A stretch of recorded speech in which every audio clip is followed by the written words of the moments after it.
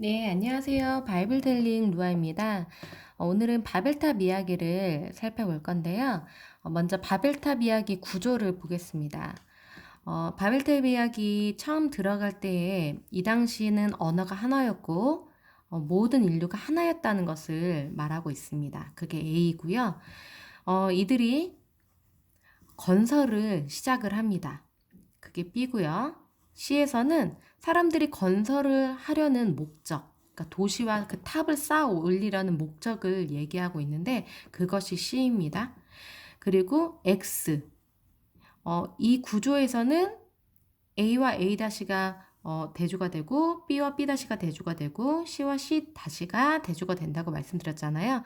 근데 가운데 있는 이 X가 바로 이 구조에서는 주제, 중심이 된다고 말씀드렸습니다. 여기에서 X는 오르려는 사람들에게 내려오신 하나님입니다. 하나님께서 탑을 쌓아 올리는 사람들을 보시고 내려오셨어요. 여기서부터 다시 반전이 됩니다.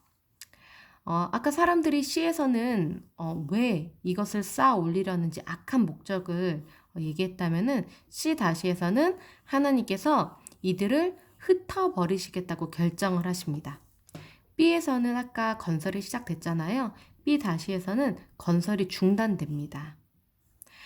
아까 A에서는 언어가 하나였고 온 인류가 하나였었는데 이 하나님의 심판 이후로는 다 흩으신 이후에는 언어가 혼잡해졌고요.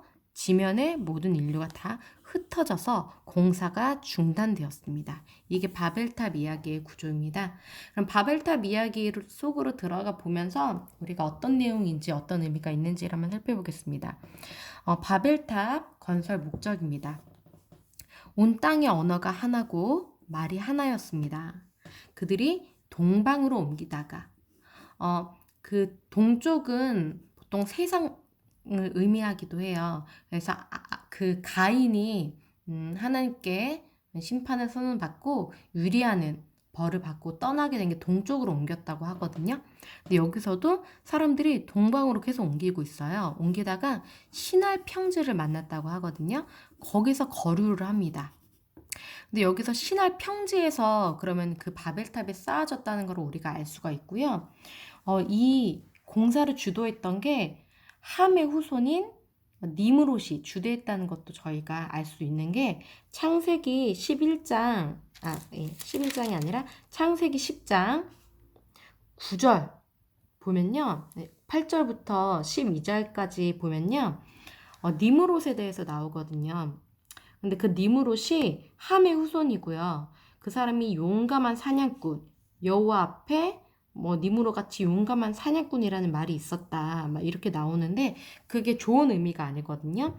하나님을 대적하는 그리고 오히려 자신의 신성을 주장하는 그런 사람이라는 의미고 이 니므롯의 나라가 창세기 10장 10절에 보면요. 신할 땅의 바벨로부터 시작이 됐다고 해요. 신할 땅의 바벨과 에렉과 아갓과 갈레에서 시작되었다.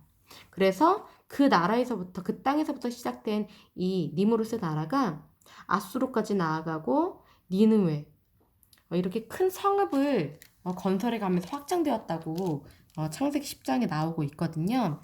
이걸 보면은 저희가 지금 살펴보고 있는 이 바벨탑 사건이 이 당시 굉장한 권력을 가지고 굉장히 영향력을 떨쳤던 하나님 앞에 대적자였던 니무롯의 주도로 이런 일이 진행이 되었다는 것을 저희가 유추해 볼 수가 있죠.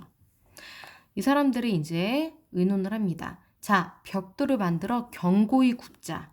자, 성읍과 탑을 건설하여 그 탑 꼭대기를 하늘에 닿게 하여 우리 이름을 내고 온 지면의 흩어짐을 면하자 라고 얘기를 합니다.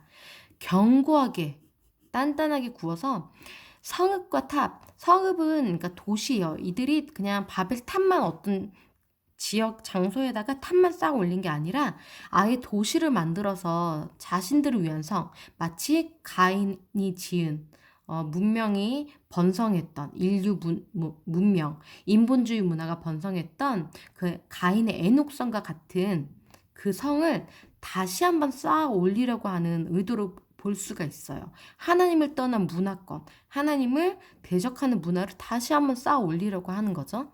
그런데 그들이 그 탑 꼭대기를 하늘에 닿게 하자고 모의를 하고 있어요. 이들을 왜 하늘에 닿게 하자고 얘기를 하고 있을까요? 이 시대 전에 홍수 심판이 있었습니다. 홍수 때문에 모든 사람이 다 죽었었잖아요. 노아의 일가만 빼고요. 그런데 그 이야기가 계속 전해져 내려왔고 그 무지개 언약에 대한 약속도 전수가 되었겠죠. 사람들이 악해지면서 이런 하나님을 떠난 문명을 건설하고자 하는 것들을 모의하면서 하나님께서 어떤 심판을 내리셔도 다시 한번 홍수를 내리셔도 살아남을 수 있는 그런 방법을 강구하는 거죠. 그래서 우리가 탑을 쌓아서 하늘 꼭대기까지 닿게 하면 아무리 비가 많이 내려와도 우리가 죽지 않을 수 있지 않겠느냐.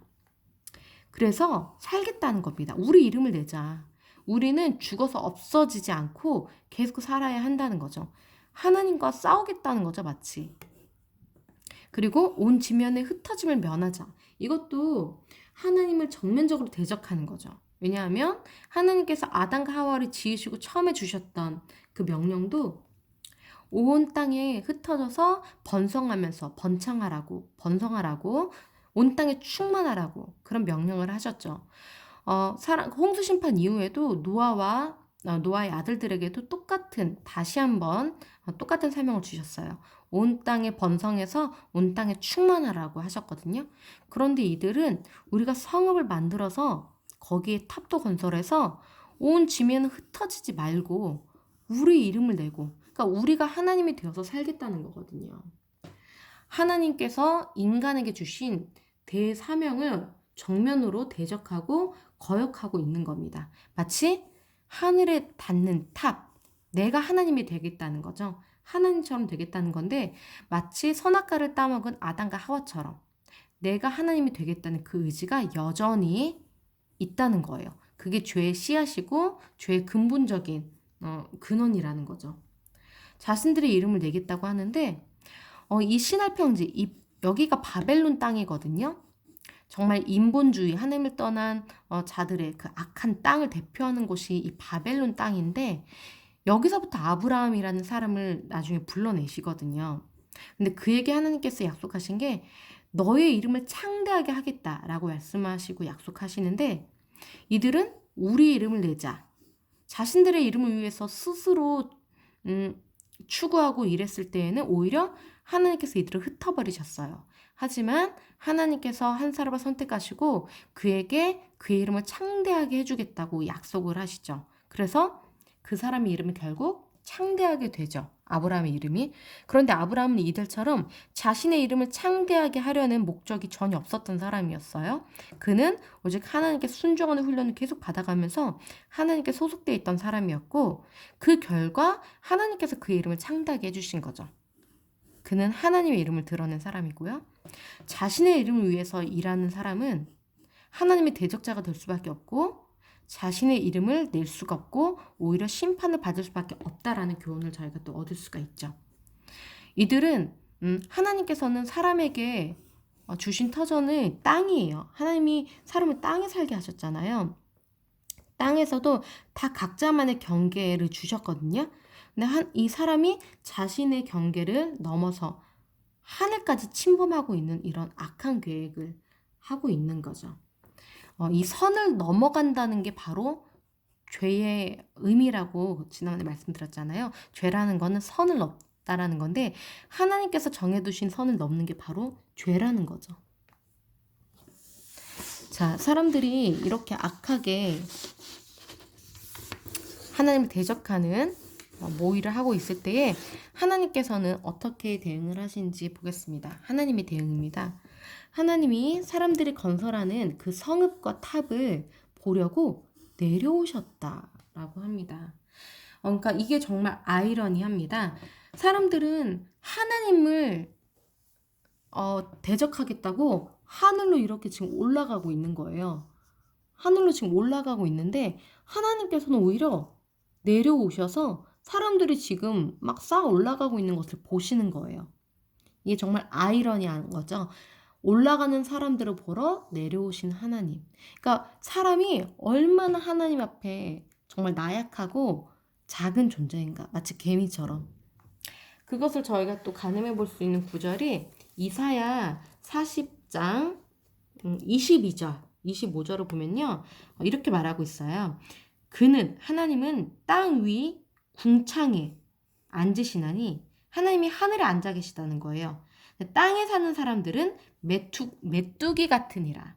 하늘에 계신 하나님께서 하늘에 앉으셔서 보셨을 때에 땅에 사는 사람들이 마치 메뚜기 같다는 거예요. 그리고 25절에 거룩하신 이가 이르시되 너희가 나를 누구에게 비교하여 나를 그와 동등하게 하겠느냐? 이렇게 물으시거든요. 너희가 나를 비교할 자가 누구냐? 그러니까 하나님 앞에 사람은 정말 보잘것없는 피조물에 불과하다. 조물주이신 하나님 앞에 인간은 그냥 메뚜기와 같은 피조물에 불과하다는 거죠. 여기서 하나님께서 대응하신 모습을 보면은 열심히 하늘의 그 탑을 닿게 하겠다고 쌓아 올라가는 사람들에게 내려오신 하나님, 조물주와 피조물의 그 차이를 넘을 수 없는 그 갭을 저희가 확인해 볼 수 있는 부분이에요. 하나님께서 이렇게 말씀하십니다. 이 무리가 한 족속이요. 언어도 하나이니까 이렇게 시작했다. 이후로는 그 하고자 하는 일을 막을 수 없겠다. 이게 무슨 말일까요? 하나님께서 이들이 하고 있는 악한 행위를 이렇게 방관해 두면 이들을 도저히 나중에 막을 수 없게 된다. 이것은 하나님께서 예전에 가인이 에녹성을 만들어서 하나님께서 주신 그 셋의 후손들도 다 동하게끔 만들어버려서 모두 다 악하게 되어버렸잖아요.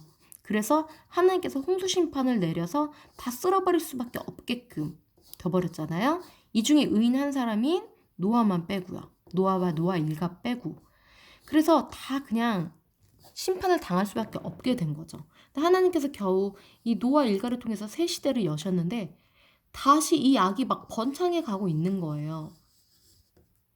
이렇게 둔다면은 다시 한번 악이 가득해져서 또 한 번 하나님께서 심판을 하실 수밖에 없는 상황이 초래가 된다는 거죠.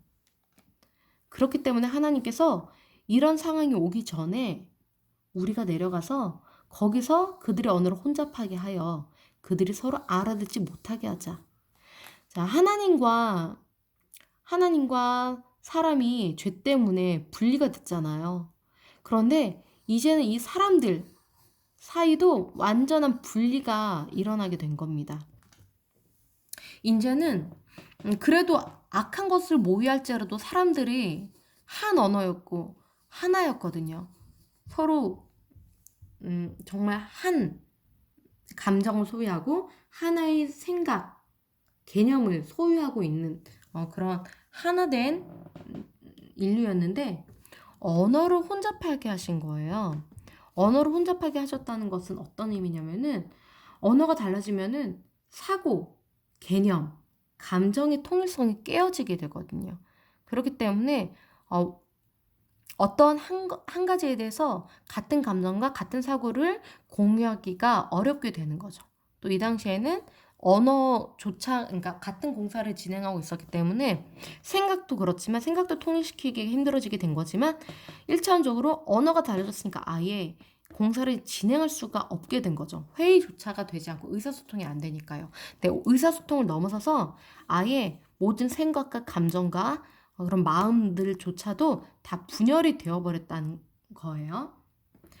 그래서 여호와께서 그들을 온 지면에 흩으셨다. 결국에는 선하게 사람들이 번성해가면서 자연스럽게 지면에 흩어졌어야 됐는데 그렇게 하지 않고 오히려 하나님을 대적하겠다고 똘똘 뭉쳐져 있으니까 하나님께서 강제적으로 흩으실 수밖에 없게 된 거죠. 그래서 결국에는 그 도시 건설이 중단된 겁니다. 그 가인의 성이 계속해서 인본 중심적인 문화가 가득해지고 번창해 나가고 결국에는 이 세상을 악하게 물들어 버렸는데 하나님께서 그렇게 되지 않도록 이 도시 건설이 중간에 중단되도록 하신 거죠. 그 이름을 바벨이라고 했습니다. 이 바벨은 혼란시키다 라는 의미예요. 여호와께서 그 땅의 언어를 혼잡하게 하셨기 때문에 바벨이라는 이름이 붙었다. 그래서 그들을 온 지면에 흩으셨다. 그러니까 노아 시대의 죄에 이르지 않도록 중단을 시키신 거죠. 자, 가인과 이 바벨탑 이야기에 공통점이 있죠. 아까 말씀드렸듯이 동쪽으로 이주를 해서 자신들만의 성읍, 자신들만의 탑을 건설하려고 했고요. 하나님을 떠난 자신들만의 안전한 거주지를 건설하려고 한 거죠. 그래서 하나님을 정면적으로 대적하는 죄악된 문명을 번성시켜 나갔고, 하지만 인본주의 문화였지만 제조 기술이라든지 건축 기술이라든지 이런 문화나 기술이 굉장히 발전되어 가고 있는 모습을 확인할 수가 있어요. 에녹성에서도 인본 중심주의적인 문화가 번성해 나갔고 여기에서도 건축 기술도 번성해 나갔고요. 가인성에서도 제조술이라든지 이런 어떤 문화나 기술 등이 계속해서 발전해 나갔었죠. 여기서도 마찬가지고요. 결국에는 에녹성도 하나님의 심판을 당했고 여기에서도 하나님께서 인류의 언어를 혼잡게 하시는 그리고 온 지면을 흩으시는 그런 심판을 내리셨다는 거죠. 자, 여기까지가 저희가 바벨탑 이야기인데요. 이제 1강이 끝났습니다. 1강이 마무리가 되면서 저희가 이제까지 함께 살펴본 창세기 1장부터 11장까지의 구조를 전체적인 구조를 한번 살펴볼게요. 자, 첫 번째는 창조 이야기였죠. 크게 두 가지로 나뉘는 거예요. 창조 이야기와 홍수 이야기입니다. 창조 이야기에서는 첫 번째 시작이에요. 세상의 첫 번째 시작의 이야기를 다룬 거고 그때도 하나님께서 축복해 주셨었어요. 자, 홍수 이야기에서도 새로운 시작이었죠. 이때는 심판 이후에 이때도 하나님께서는 축복을 해주셨었습니다. 근데 창조 이후에 아담이 죄를 지었죠. 그래서 벌거벗게 되었던 것을 인식하게 되면서 스스로 가렸고 결국에 하나님의 심판 선언이 있었어요. 그 다음에 살해된 동생이자 의로운 아들인 아벨의 후손이 끊기게 되죠. 가인에게 살해를 당해서요. 죄지은 가인의 후손이 에녹성에서 계속해서 번창해 나가는 것이 그 뒤에 이어지죠. 근데 하나님께서 아벨 대신에 셋의 후손을 셋을 주셔서 그의 후손이 번성해 나가는 그 족보가 기록이 되어 있습니다. 그런데 결국에는 타락을 해서 이 셋의 후손들도 가인의 후손들의 죄악된 문명에 동화가 되어서 하나님의 심판이 홍수 심판이 이어지고 노아에 대한 이야기가 나오죠. 여기까지가 창조 이야기. 상반이 1장부터 11장까지 이야기 중에서 상반부에 해당이 되고요. 홍수 이야기에서는 노아가 홍수가 끝난 이후에 죄. 이때 B에서 아담의 죄가 있었잖아요. 그래서 심판을 선언받는데 B 다시에서는 그와 대조되게 노아가 취하게 되는 그런 죄를 짓고 그로 인해서 벌거벗게 되고 아들들에게 저주를 하는 그런 부분이 아담의 죄와 노아의 죄가 이렇게 상반되게 대조가 되고 있어요. 그리고 C 다시에서는 아까 C에서는 아벨의 끊긴 후손 아벨에 대해서 얘기가 나왔는데 C 다시에서는 동생이자 의로운 아들인 야벳의 후손에 대해서 나오고요. D에서는 죄를 지은 가인의 후손에 대해서 나왔잖아요. 여기에서는 D 다시에서는 죄를 지은 함의 후손에 대해서 나오고 있어요. 가인과 함이 계속해서 대조가 되고 있죠. 2에서는 아까는 2에서는 선택된 아들인 셋의 후손의 계보가 나왔는데요. 아담에서 노아까지 10세대가 기록이 되고 있거든요. 2-에서는 선택된 아들인 셈의 후손에 대해서 계보가 나오고요. 노아에서 아브라함의 아버지인 데라까지 10세대가 나오고 있습니다.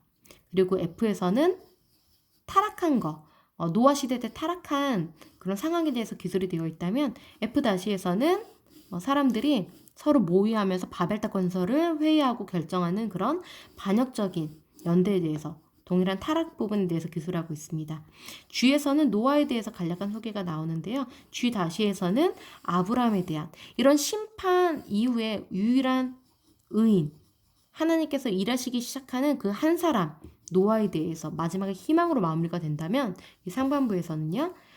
여기 하반부에서는 마지막에 이런 하나님 사람들의 악함에도 불구하고 한 사람 의인 아브라함을 하나님께서 선택하시는 부분이 마지막에 나오면서 소망의 메시지로 이 1장부터 11장까지의 전체 이야기가 새로운 소망을 의미하면서 마무리가 되고 있습니다. 그래서 저희가 여기까지가 창세기 1강을 마무리가 되었습니다. 감사합니다.